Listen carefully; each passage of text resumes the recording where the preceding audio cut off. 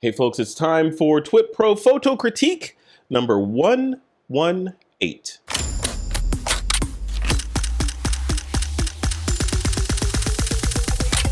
This is TWiP. Hey folks, welcome back to another TWiP Pro Photo Critique. This is critique number 118. This week's topic was open or random act of kindness, or random acts of kindness. But Troy Miller, as it turns out, it's all open. No one had any random acts of kindness to share with us this week. I don't know what's up with that. Did you see the submissions? I did. You know, and I thought, maybe that's not easy to interpret visually. Maybe that was the challenge, right? Like how to do that. Somebody walk around with their hand and a dollar bill in their hand, or catching somebody else doing it. Like, I don't know. I still like the topic. I think the topic is a great topic. Are you trying to say that people don't know how to be kind to each other? No, I'm not going to say that. They're incapable of kindness, therefore we got open. But in all fairness, the submissions that we got this week were really good. So a ton of really good shots on the open side. So I'm excited. I'm assuming you had a chance to go through and look at everything, right? Any ones in there in particular excite you? Yes, and you know which one it is.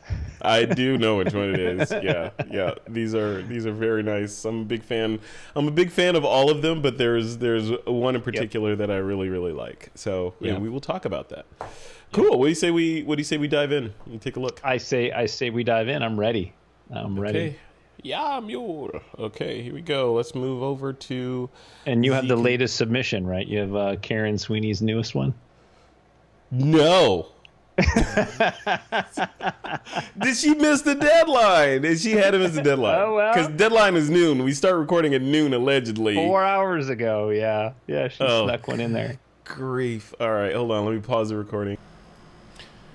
All right, so let's dive in now. I've gone ahead and added, through the magic of pausing video and making some changes, I've added the late submissions into the folder. So let's take a look. Right, the two late submissions. Yeah. 2 late submissions, people. You know who you are.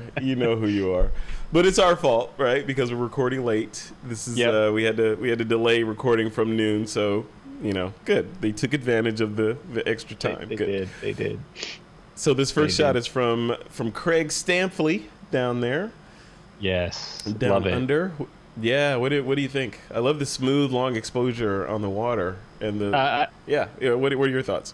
I do as well. I love the intention of that, and the balance. The way that it's cropped, and there's clean marks left and right. There's plenty of clear space there. It feels like the pylons are leaning to the right a little bit. I haven't opened it up in Photoshop to test, so I'm not quite sure if the horizon's level, but the pylons are leaning or whatever.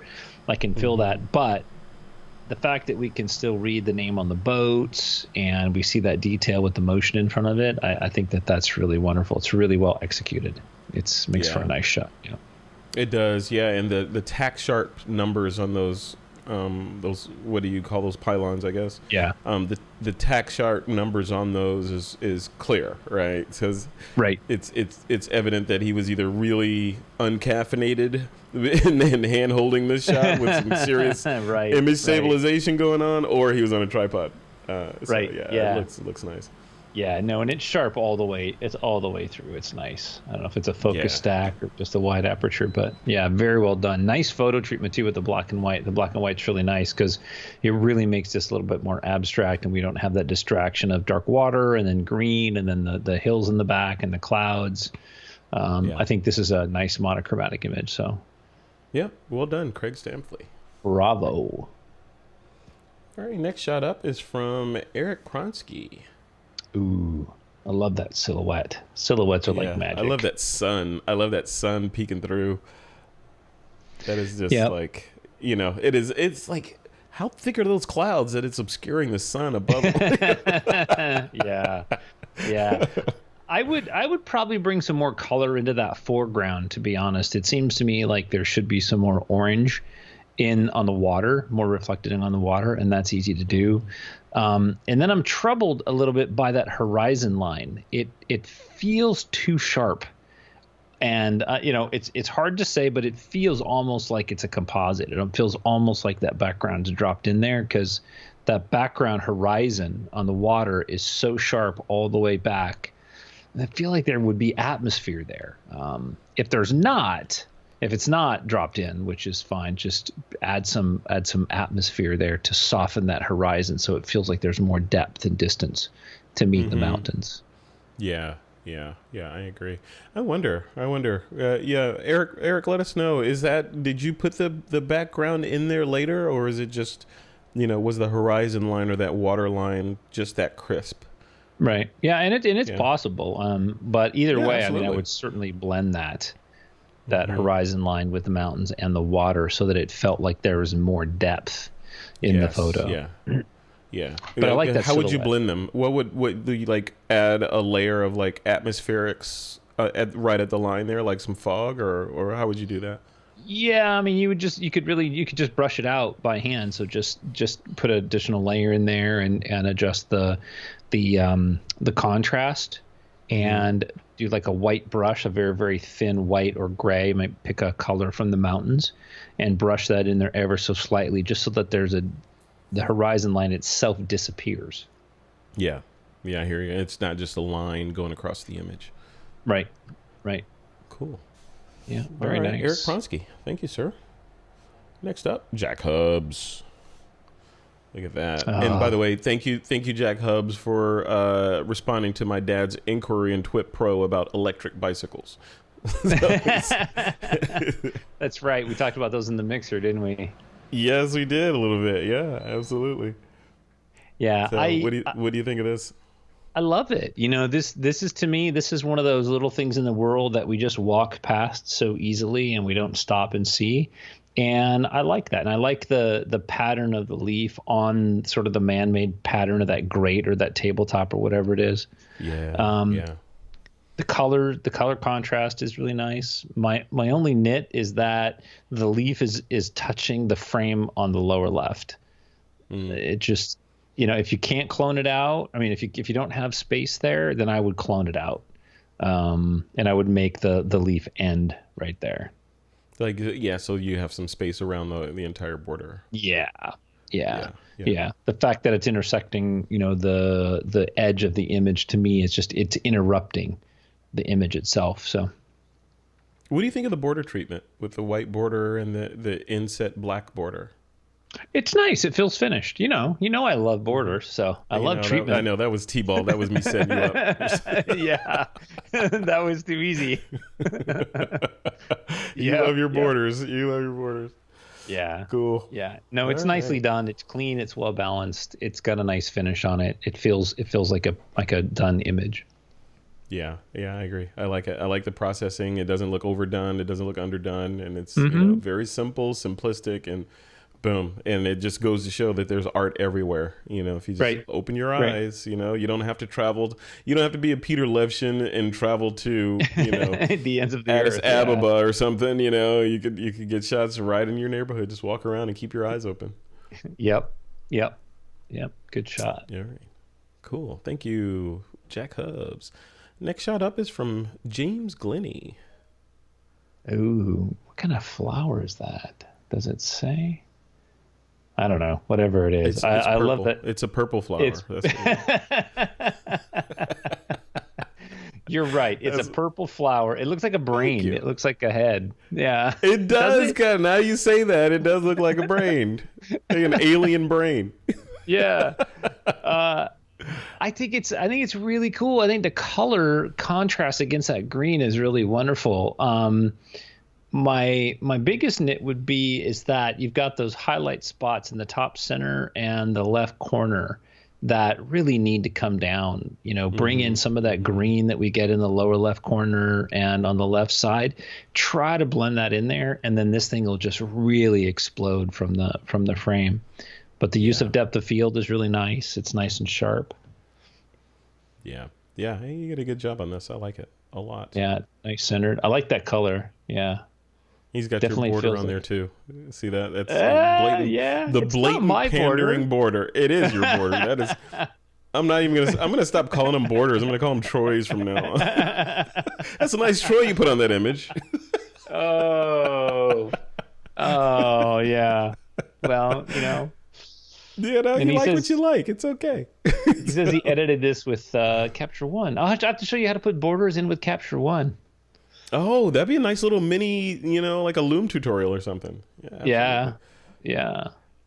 Very cool. But very nice image. There's really not a whole lot to do to this except try to control those highlights. Yeah, I dig it. All right. Well, thank you, James Glennie. Next up is Joshua Sommerfeld. Look at this guy. Part of me wants to say that this guy is cute. But the other part of me, cute. the other part of me wants to put the boot of my heel on him. No, not this guy. Yes, look at that. Come on. What if you woke up and that was on the pillow next to you? Would you be okay with that? I would knock it off. I would not be okay with that. But you know, I do like it. I love them. Yeah. I don't like them on me though. Yeah, Look at that. I'm zooming in on this because look at this. Appears to be a female spider. You see the eyelashes? It's got like a unibrow. It's got there's a unibrow. Look at the unibrow, but then there's eyelashes right there. There is eyelashes. Holy cow, that's crazy. Eyelashes and a handlebar mustache. It looks like. So I don't know what's going on with this spider. Everybody who really doesn't like spiders now is all freaked out because you just zoomed in on the spider. Yes. I really like it. You know, I think that the intention and composition is really nice. The negative space over on the right feels a little heavy to me. I mean, maybe half of that negative space. Like make it square, you mean? Like square and just be dead on the spider?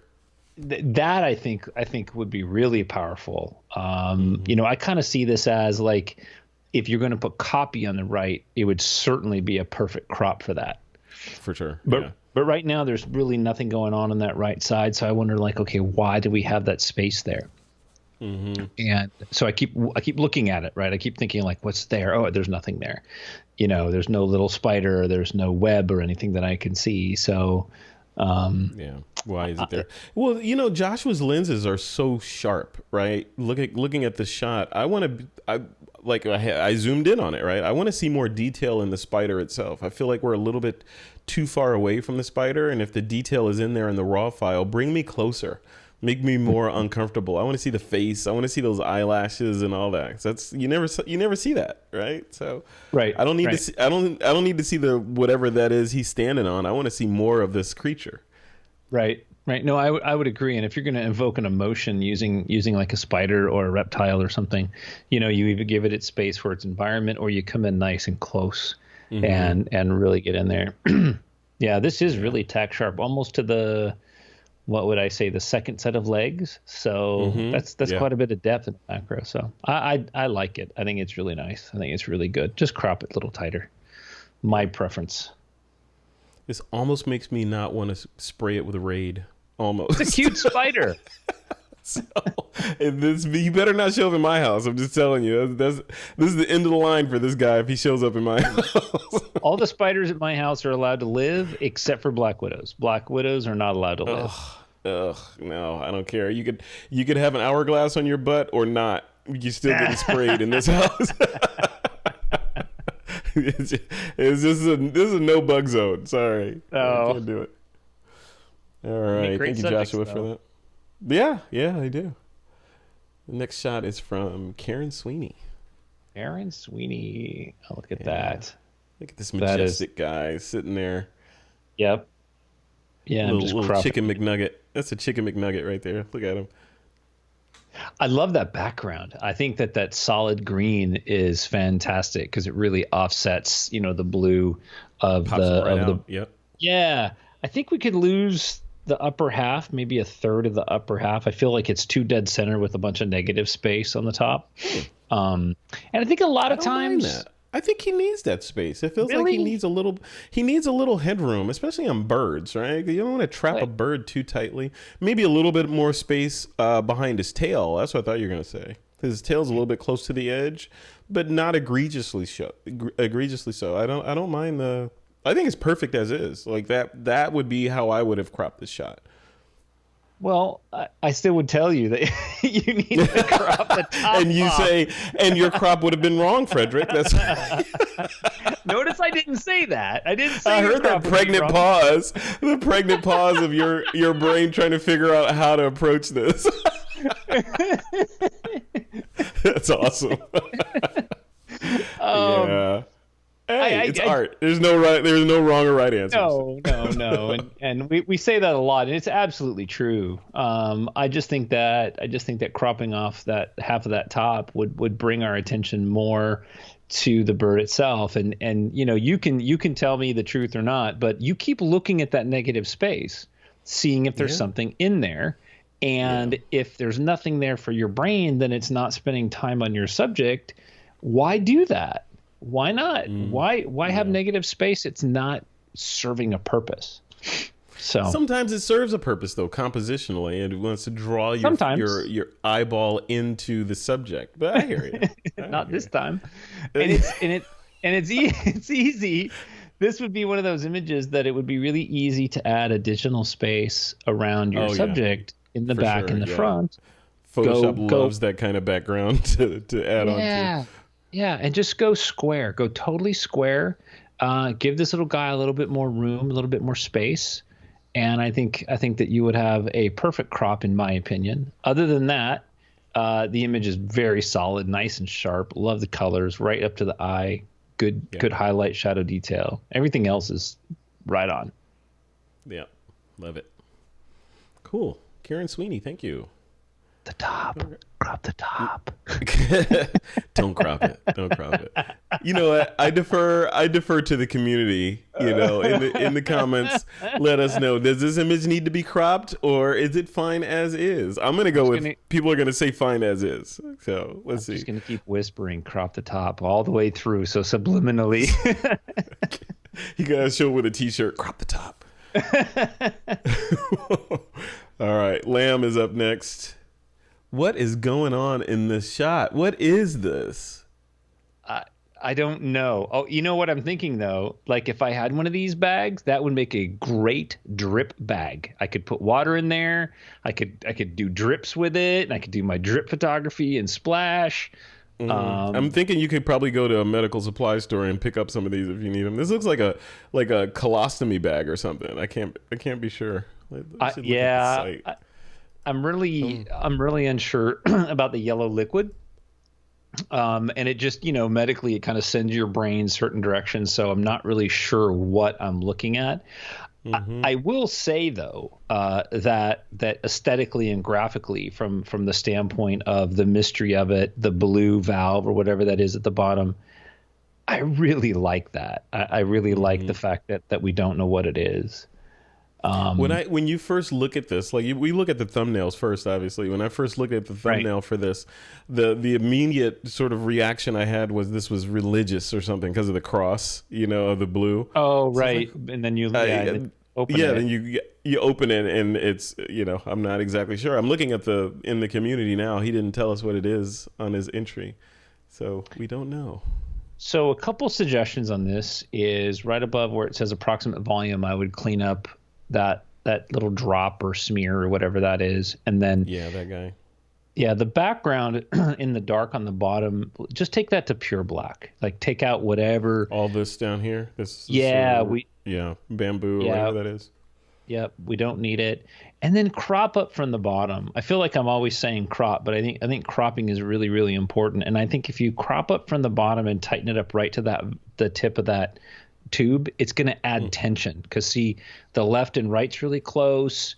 The top is cut off, right? So bring the bottom up and squeeze this object into a frame so tightly that it really feels like it's in a container.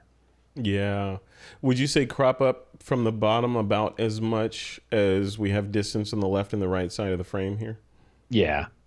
So you're going to crop it about right here then, right? Yep. Yeah. Yep. And that'll get rid of most of your foreground texture or whatever that is, like a chair or a table or whatever.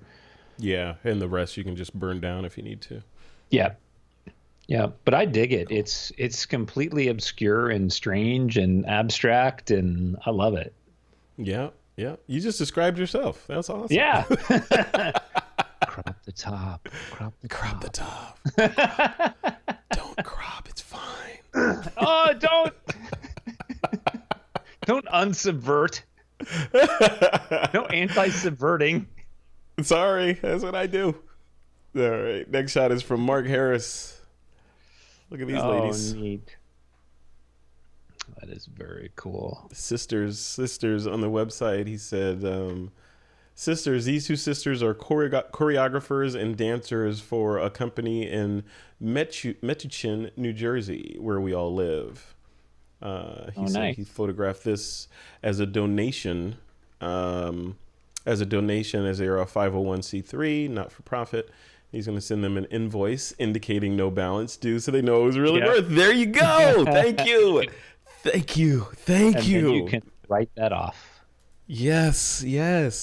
Right. Don't just send them the shots because you're like, oh, free shots. Yep. Send them the shots with an invoice, and they're like, holy crap, look at what we got for free. Right. And don't forget the write-off part. That's a write-off in there. That's important. Mm-hmm. Yes. Yeah. Good move, Mark. Beautiful image. I really like the intensity and the feel. I would probably take out the shadow lines that we see in the back, which is probably textures from the wall. I would probably just take those out. So they went into like a more continuous tone background. You know, mm-hmm. But that's it. I mean, their faces are beautiful. The light's really nice. I love the glow in their eyes. Mm-hmm. Yeah. It's really well processed, especially the eyes. It's really well done. Yeah, there's no hair coming across an eye or, something uncomfortable or weird like that. It's really well done. Yeah. This is like a photo that that these sisters would cherish forever, as they get older. This is going to be a shot that they will not forget. Yeah, and the depth of field on here is fairly shallow. So like the model on the left, like her earring is out of focus, which tells me that, their eyes had to be intentionally posed so that they stayed in focus, and the mouth and the nose and the eyes. So it's very intentional. It's very well done. Yeah, I think you did it great. Since these are sisters, I wonder what that conversation was about the nose ring. Like, okay, I'm going to put it on the side and you can put it in the middle.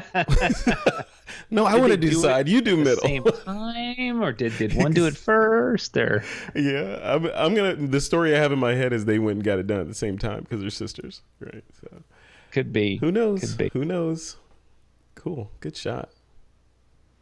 All right, Michael Brown is up next. Another bird. See, we got birds. Brown. Bird season. It must be. I don't photograph birds, but I haven't photographed birds in a long time, but I do like birds. This is birds really always beautiful. Look so intense and serious. Why are they so serious all the time? Because they're not at the top of the food chain. They're in the food chain somewhere. They are. They're always watching their backs. Yeah. They're predators and prey. So yes, they are. I'm looking at this is nicely sharp all the way through. I want to hear what you say about the crop. I want to see if you have some sort of bird on green background cropping bias going on. Look, so here's my cropping thing. Things need to have, in my brain, they need to have balance and some intention. And I can understand, like with an image similar to this, that you may want to put room in front of the bird, but he's not flying, he's not moving, so that space is not necessary. And then the fact that his tail is so close to the right frame, like it doesn't feel balanced. If we were to add a little space to the right. Don't we learn? Yeah, I agree. A little space behind him, but don't we learn in composition? And I'll preface this with, we always say that rules are made to be broken, so it's guidelines, not rules. But we say that the subject needs to have some place to go within the frame. Like it should be going there should be space in front of the bird for it to sort of move into if he's pointing to the left like this bird is. You don't agree with that? You think it should be sort of balanced, equidistant spacing That's around for the subject? moving subjects. If the bird was flying, yeah, but the bird's not. Oh, yeah, but good point. Good point. Yeah. So, and we know by studies of the human brain that our brains absolutely love balance. That's one of the ways that we become attracted, or we identify things that are beautiful, is by balance and symmetry. So Sure. in this situation, it's not balanced, and a lot of times they're not.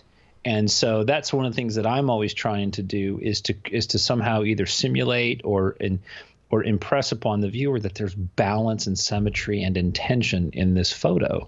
And so with an image like this, like it's focused, the exposure is spot on. The post is a little bright, but we could bring that down. But where's the balance, right? That the top and the left are perfect. The right, there's no space there. So I would add that space. Now, if you add the space and it feels off, then you take it away. But Yeah. I don't have the ability to do that and look at it. But you always got to look at that and see, like, does it tilt to the left? Does that feel level? Or tilt to the right? Does that feel level? Maybe it's not level at all. Subjectively. But what does it feel like? Yep. Yeah. But nail the shot, super sharp all the way through, beak to tail. Tail's a little bit soft, but that doesn't matter. That's okay. Yeah. Beautiful work. Love that. Yep. Very nice. Very nice. Not over sharpened. It doesn't look like, which happens a lot. No, it's spot on. That's spot on. And clearly this was a long lens, right? Look at that background bokeh. Yep. And he's tack sharp right on that Boyd. Yep. 150 to 600 sigma. Oh, is that what he said? Okay. Yeah. Very nice. All right. Well done, Next Michael. shot up is from Michael DeRay, another Michael. Look at that one. Yeah, I'm interested to see what you say about this, the portrait photographer. And don't say this beach needs a bride. Don't say anything like that. I haven't seen a bride in like 8 months. I need brides. I need to see some brides. Oh, yeah. Look at that. You'll even take a bridezilla at this point, right? No, never.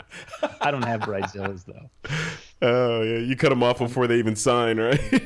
I am very, very fortunate that my brides are part of our family. I mean, they're always super cool. We get along with them very well, and I'm very blessed by that. So, yeah. Good.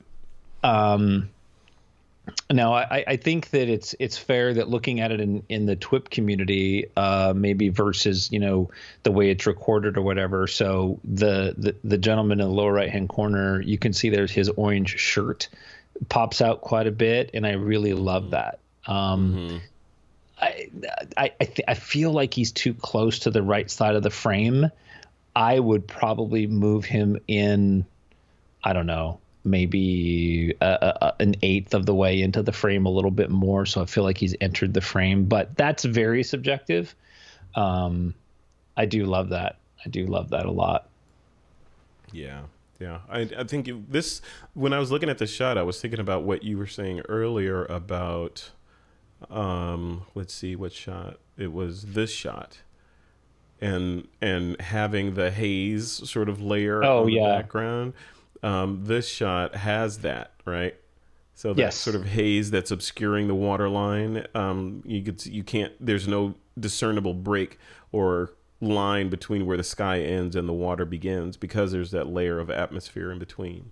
So that's kind of what you were talking about, right? Yeah. And the only other thing that I would do to this image is I would crop out the sun at the top. There's that blown out area. Right You cannot recover that. That data's gone. So the best thing you can do is just either crop it out or spend some time and clone some clouds in there to make it blend. But otherwise, just you could just crop it out. I don't think you'd lose much by bringing that down. Just probably crop down to about right there. Yeah. Really solid image. I love the feel of this for sure. Yeah. Very cool. Yeah, it's very moody. Love it. I wonder what this guy's thinking. I don't know. Yeah. You never know, and that's the mystery of it, right? But I appreciate the intentional vertical post on the left of the frame, and the horizon it looks like it's dead solid on, and Yeah. that's nice. Yep. Good job. Thank you, Michael DeRay. All right. Next shot up is from another Michael. Third Wow. Michael. This is Michael Rhino. Michael Rhino. I was going to say, who else do we have? I was going through my head. It must be Michael Rhino. Michael Rhino. Yeah. And there's another Mike after this one. So, Oh my gosh. Wow. yeah. Look at that. How's that for majestic? That's like the definition of black and white, right? This is when you Thank you shoot for black and making white. it. Yeah, black and white. Oh my gosh, that is just so wonderful. Yeah, you can almost hear the falls there and smell it, and Yeah. Yeah. Yeah, there's really not a whole lot that I would do to this, and this is going to sound like a broken record. I would bring the top down.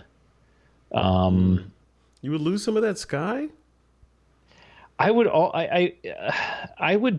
experiment with taking the sky out, because it's two competing highlights in the image, and I think that the real hero here is the waterfall and the leading line of the river going off in the center. And I feel like if I was to either burn down the sky a little bit or crop it off, something to de-emphasize the sky would really, really help the hero of this shot. Yeah, like we always say, who is the hero? Who's the star of the shot? And what's the order of the cast, right? And in this particular shot, the sky is not the star; it's the waterfall. So you're saying put more spotlight on the star, which is the waterfall. Right, and you could do that by cropping the top off. You could also do that by taking the highlights that are in the sky, because it feels like maybe this is there's some sunlight coming in on the horizon. Is you could darken that to feel like it's a bit more moodful, not as dark as the mountain, because you want it to have some separation. But then that way the brightest spot in the image is really going to be the waterfall itself. Where right now I think it's competing with the sky. Yeah. All right. I agree with you on that. Finally, with something we agree on. It's that balance, right? Like I'm always looking for balance in the image, and where is my eye going to go, and then where does it go second, and where does it go third, and then did I leave the frame, and then what do I keep looking at? If I'm always looking at the sky, then that means the hero, the waterfall, is not getting the proper attention. He's like, hey, I photographed this waterfall, and when someone looks at it, they're like, wow, look at how pretty that sky is. Where is this at? And we're like, no, look at the waterfall. Look at the waterfall. Well, I would say, like, take this image and flip it upside down, and then look at it, and then see where your eye goes. And you're going to be looking at that bright spot of that sky a lot. So, yeah, good tips. Very cool shot. All right, Michael Rhino. Thank you, sir. And last Mike, but not least, is Mike Doran. Oh, nice. Was that 4 mics in a row? It was 4 Micah, yes. We've got, Mike says, the beaches and parks were finally reopened on Saturday, and my fellow photographer and I decided this was a good day to get out and make photos.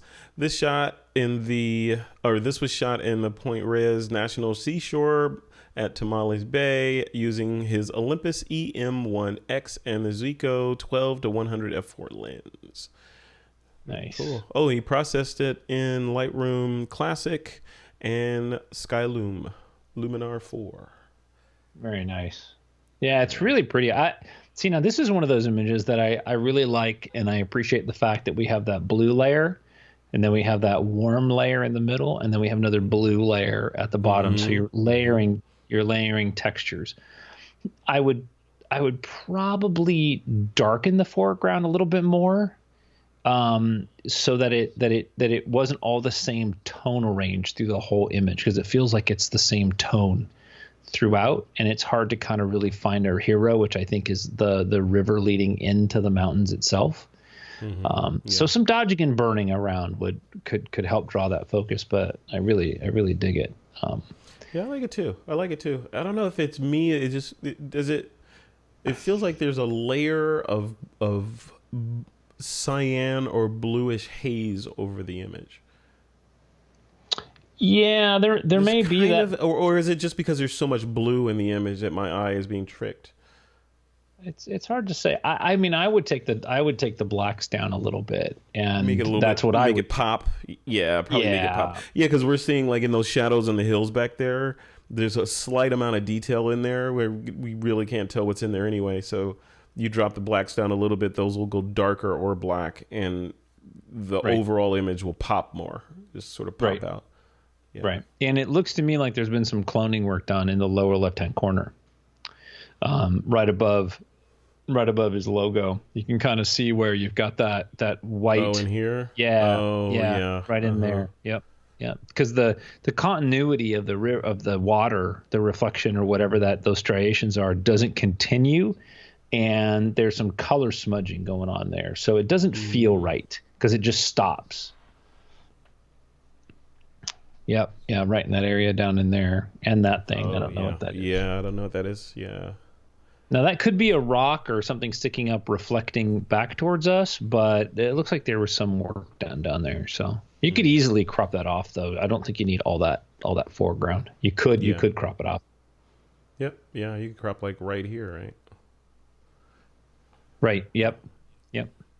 All right. Mike, thank you, sir, for that. All right. Next up is Nora Zanotinus. Oh, that's nice. Portrait. This is your forte, man. This is your world. Portraits.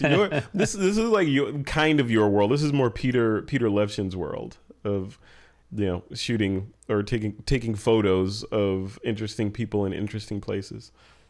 Yeah, and people are fun. I mean, it's obvious that there's a connection between these two, just between the two of them, and there's also a connection between them and the person taking the photo, because they're looking right in the lens.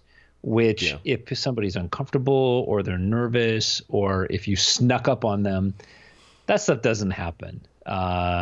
So they're having a good time, and they're really connecting with the photographer, which I appreciate. So yeah. Compositionally, what do you think of the shot? I would center the heads. I know that she's keeping the shoulders in, but it's okay to trim the shoulders. I would keep the heads balanced left and right, as opposed to the shoulders, because they're not really the subject. But and the black and white toning is really well done on their faces. Yeah. I mean, it really comes she out. Clearly knows what she's doing with the black and white processing for sure. Yep. Their eyes pop, and they just seem so lively and awake, and connecting with the camera. So yeah, definitely a portfolio piece. Very nice. Very nice. All right, Nora, thank you. Speak of the devil, Peter Levshin. This shot is creepy to me. Like this looks like, it is eerie. I don't know. Maybe it's the branches, or it's at night, or what. It's just very like those trees are alive or something. Yeah, I agree. Yeah, I this is one of those kind of images that I play a lot with the cropping. I understand that the temple is in there. I understand why that's there, because that was there and that's where he was. But I'm really a fan of the texture of the tree, and I don't really need the temple as much, so you could burn it down quite a bit and really bring our focus into the textures of that tree. Yeah, the tree gives you a sense of place, so you kind of understand kind of where he was, sort of, but. The temple does, but looking at the tree, it's just like this never-ending sprawl of fractal tangents. Right. Yeah, right. which could be that's the hero, right? Is that the hero of the shot, or is the temple? If the temple's not the hero of the shot, then why is it in there? Let's just do the tree. Right, and then also the left quadrant, upper left corner, where that main branch is coming through and kind of really dissecting the image. I don't think we need that either.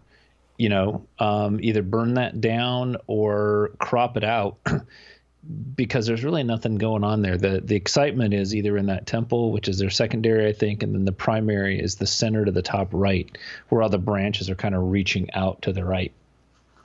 Yeah. I like it, but it draws you in though for sure, doesn't it? Oh yeah, yeah, yeah. And even though it's Peter's, it's still good. Stop picking on Peter Levshin. Cool. All right. Next shot is from Stephen Scharf. Let's take a look. Look at that. Ooh, I was gonna try to find. Now, is that is a real car? I have to ask because I know Stephen has a collection of model cars. That are very highly detailed. So I was looking at the shot thinking, did he just do a macro or a close-up shot on one of the models? But then there's grass in the shot. So that gives us a sense of scale on this one. But But is there, right? There's this thing called Photoshop that could be fake grass. We don't know. Yeah. I really love this. I'm gonna go with it's real because the reflections of the trees and stuff in the hood look real. I think that'd be hard to mimic on a model. The color, the detail. I love the angles of the lines and that little corner in the lower right hand corner of the grass. It's dark enough that it doesn't attract our attention, but it does give us some information of where this vehicle is and create some abstractness. Right, it creates a space for it to exist in, and I really like that. Yeah, isn't that like interesting though? It's interesting how that. Yeah, it's funny you say that because I just kind of put that together in my head that little patch of triangle of grass there tells us that this exotic car, is parked on grass somewhere, which means it's probably a car show or something like that. If it were black, like asphalt, then clearly it's on the street somewhere. If it were gravel, then it's probably on the side of a road somewhere, right? And you get all that information just, if it's sand, it's on the beach, right? You get all that information just from that little corner. That's really interesting. Yeah. How our brains work. There is a little area of issue right below the mirror where the car meets the grass. It looks like there's been some work done there. The reflection feels transparent rather than like a total reflection. Something's going on there. You talking about? Yeah. Right where the grass and the car meet, right up in that little triangle. Yeah, something's odd in there. I'm not quite sure what that is. It feels a little thin. Maybe it was masked and it's just too clean. It's hard to say. Stephen, let us know. Is that just like that, or did you do some pixel surgery in there? Yep. I'm curious. I like the shot though. I like it. I like the fact that it's an unapologetic crop and tight on the image. I still like that green patch of green, of organics for a sense of place in there. It's really cool. Right. Yep. Love that. All right. Our next shot up is from Armando Bruck. I love this shot a lot. I love this. This is really fantastic. And I appreciate that it's in some form of tick right out of the trick. Yeah, we don't know what that is. Yeah. What would it be? So an octagon, an octatick? We don't know. We have no idea. Octic. Yeah, like octic. Yeah, we have no idea. Somebody will tell us in the community. Trust me. Yeah. I dig this story. I think the story in this is just wonderful. It's certainly one of my favorites. The colors, the contrasts, with the clothing hanging out there. Very well done. Very well done. Yeah. It's only a couple. He says his comment says trying to dry, and I had to read this comment a couple times because I wasn't sure what he was trying to say. But he says trying to dry the fast way without electric energy, just food. So I was like, just food? What are you talking about? Oh, he's saying the energy that's producing this person that's drying the clothes out the window. Yeah. The energy was food, not electricity. So now I get it. Yeah, that's cool. Couple knits, just a couple, and yes, I brought this into Photoshop. So it's not vertical. The pipe right there is not vertical. Although this piece in the middle of all of them? Yeah, they're not vertical. They're tilted, they're twisted slightly counterclockwise. And that horizontal line that you see on the wall, they're not all in the same place. Some are slightly higher and some are slightly lower. And you can see that at the very top of the image where you'll see a joint at the pipe. And then the second image, there's no joint. And the third image, there's a joint at the pipe. So in an image like this, where our eyes bounce from one image to another in sequence, you can pick those things up really, really quickly. So like the bottom 4 images, if you look at the very top where the pipe intersects the edge of the frame, they look almost identical, except number 3 is a little bit high. So just go through. I would go through and I would make sure that every single element in there is perfectly aligned vertically and horizontally. Yeah. And that they're cropped exactly the same. That's a little bit of work. But in an image like this, I think that it's well worth it. Yeah, yeah, and this is a timeless piece. Yeah, you look at this, and it looks, a perfect use of multiple images in a single frame to tell a story. Right here, right. And I agree with what you were saying about just the fine tuning of it for sure. But looking at the color palette and the white and the motion and how he froze motion and. You know, you can form what's going on here. You almost know exactly what's happening in the shot just looking at these 8 images. Yeah. And the only other thing I would do, and this is just me, is I would take out that horizontal line that's in the wall right in the middle. Mm-hmm. I would too. Yeah, it's just one of those kind of things that I don't think adds anything to the image. It's very easy to remove, and I think that it's distracting in my mind's eye. But that's sort of minor compared to the overall story of the image. And the color palette. The color palette's wonderful. Yes, kind of burnt orange look. Yeah. Yep. I love it. Cool. Armando, good shot, man. Congratulations on that. All right, next shot is from Steve Van Sickle. Steve, that looks infrared. You think so? Because of the trees. Yeah. Yeah. Yeah, that's definitely. On TWiP Pro, he says, I could have driven up to the peak, but the 6 mile out and back hike helped me appreciate the view from High Rock Overlook all the more. He shot this with a Fuji X-T2 with a 50 to 200 millimeter lens at 55. Shot it at f5.6. It's a 6-stop HDR, 3 brackets, and a 550, what is it, nanometer? Nanometer, infrared. Yeah, infrared filter just before sunset. So infrared filter, not an infrared modified camera. Yeah, I mean, you can do the same thing. It's more difficult to shoot through the filter because it's literally looks black. So you have to pre-focus, put the filter on, calculate your exposure, and then do the shot. That's kind of old school. That's how we used to do it with film. Okay. If it's converted, then you can just look through the camera or look through the live view, and you can see what the infrared shot will look like. So, and snap it. Yeah, the colors that you get are really cool. You have to work them a little bit to get to this kind of color.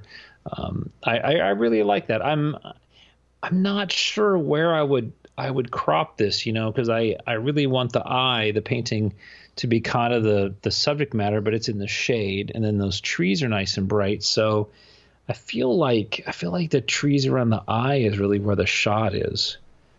The horizon and the. So you're talking about lose maybe a third or more from the top of the shot and crop in down there to make the eye the focus of the shot? Well, it feels like 2 images to me, right? Like you either crop off the rock and just have this expansive on forever type landscape into the mountains and the clouds, or it's the other way around. I feel like they compete against each other. Yeah, I agree.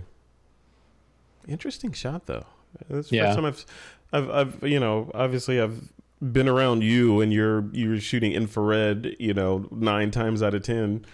But my knee jerk reaction is that infrared photography is with an infrared modified camera. I know you could, do infrared with a filter, to filter out the visible light and just allow infrared in. But I thought that was in a lot of ways untenable because if things move between, during the exposure, then you lose sharpness, etc. And it doesn't look like that happened in this case. It looks like it's just as sharp as, what you would have done with your camera, right? Yeah, it can. Yeah, you certainly can. It's just more work. One is you walk up and you point the camera, hit the button, and you go, oh, that's what it looks like. The other is, you pre-focus and you got to kind of work your way through it with the filter.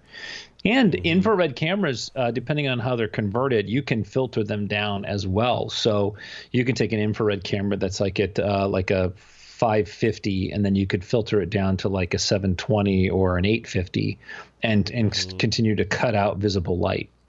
If I'm remembering the range correctly, 550 is more visible light, 720 is less, somewhere in there. But yeah. Nice. Have you shot any infrared recently? Well, you haven't shot anything recently, but are you going to shoot any infrared soon, Troy Miller? I don't know. I haven't shot a lot lately. I would like to. Yeah. Right. Yeah. All right, Steve Van Sickle, thank you for the shot, man. And last but not least is Tim Engel. Look at that. That's so and there's cool. No models in this shot, and they're not covered in mud or clown makeup. What's going on, Tim Engel? There's kind of models, right? Those could be models. Those kids could be models. I meant Tim Engel models. Oh, Tim Engel models. Yeah. Yeah. I think it's cute. I think this is super cute. I love the fact that the doctor's, kind of showing the kids how to act, and I love that a lot. My favorite thing is the little kid closest to us in the green shirt's got that scraped knee. Yeah, and I just, that's just so kids. That's just really cool. And the stuffed animal with perfect teeth, so he can explain the importance of dental hygiene. Yeah. But, a very good, very well handled commercial shot. You've got detail in the displays. You've got detail out the window. It looks like there's a kicker light or some kind of main light over on the right, lighting the back of the kids. And it's reflecting off the wall, which is really nice. It's showing a lot of detail there. So yeah. Handled really well, of course, because it's Tim's, Yeah, that's what he does. That's his MO. Yeah. Tim doesn't suck at what he does. With very little gear, perfection. Tim Engel. Right. Cool. Yeah. All right. Well, we've got a decision to make. What's what do you think? Do you have a favorite in the mix? I love Armando's. I really do. Yeah. That octadick. I don't know. I don't have time to look it up. That is.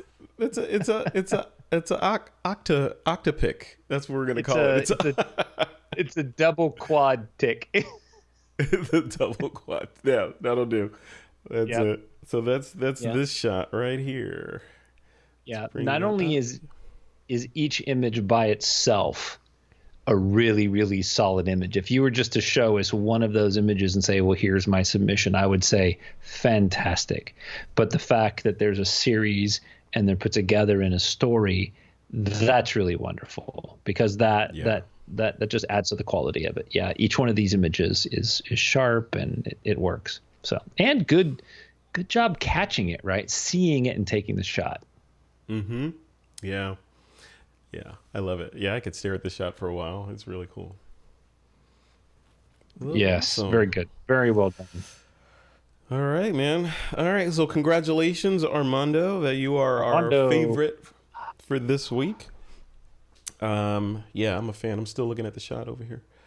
Cool. Yeah. So what about next week? What do you think our topic du jour should be for next week? I wrote something down that I saw somewhere. I think, is it transparency? Transparency. Transparency. Yes. That is the shot. Love that. Transparency will be the topic for this next critique, however you choose to interpret transparency. And we'll see. And that was your pick, I think. I think transparency was your pick, right? It was, yeah. It was. That is my pick. Transparent is what I wrote. Transparent. But transparency works. Okay. Yeah, there you go. Yeah. Yeah. Yeah. Or otherwise allowing light to pass through it. So that could be translucent, transparent, just not opaque. Could photograph. Well, it's kind of. Could you use ice? Could you photograph ice, or Absolutely. You could shoot through a plastic bag and create some cool effects? Water. Yep. You shoot the water. I think. Yeah, Craig Stampley is over there. People, they're like, Craig Stanford's like, water. Yes, I could do some water shots. We need to get Craig Colvin to throw something in too. He's done some underwater stuff. Yeah, I don't know about Craig Colvin. I think he's afraid to submit photos into the critique because his ego's fragile. He can't take constructive criticism. So yeah, I don't know about Craig Colvin. So I wouldn't hold your breath. Mr. Colvin, F-64 instructor. Just know that came from him. That came from Frederick, not from me. Hey, we're good friends. I can talk about I can talk about Colvin just like you talk about Levshin. So. This is true. They're all good humans. Good humans can take it. They are. Yes, you're absolutely right. So. Well, cool. All right. Well, we'll leave this one at that. Congratulations, Armando Bruck, for being this week's favorite. We have a lot of favorite children in the mix for this one. We do. Good job, everybody. You can only pick one. Yeah, good job, everyone. Great work here. It's very, very exciting. And congratulations to Armando for putting in that favorite image. And also remember next week's critique for episode 119 will be transparent or transparency. So let's see what you got. Yes. I look forward to seeing that. Anything you got coming up this week you want to let people know about, Troy Miller? Nothing that I'm doing. I'm still here on lazy quarantine, so I'm not really going anywhere. So just sitting here creating and hatching plans and stuff. And enjoying your new air conditioned office. My new air conditioning. Oh, it's so nice. It's so nice. I can set the temperature to like 72 and it actually gets there. It's yeah. Yeah, trust me, it makes a big difference, doesn't it, in your productivity? Where's the fan? Where did you move the fan to? Is that going? Oh, it's still here. It's still under the counter. I still like it. I think it's a permanent addition. You like to have that breeze up the kilt? You should try it. Get yourself an under the desk fan. It's a thing. It's a new thing. Everybody should be doing it. A fan under the desk. A fan under the desk. All right. That's right. Cool. Yep. All right. Well, cool. All right, everybody. Thank you for tuning in and watching this episode. And we'll leave it at that. Troy Miller, what do you say? Yep. Have fun, everybody. All right. Yep. All right. See you next week. Take care. You transparency next week. Bye.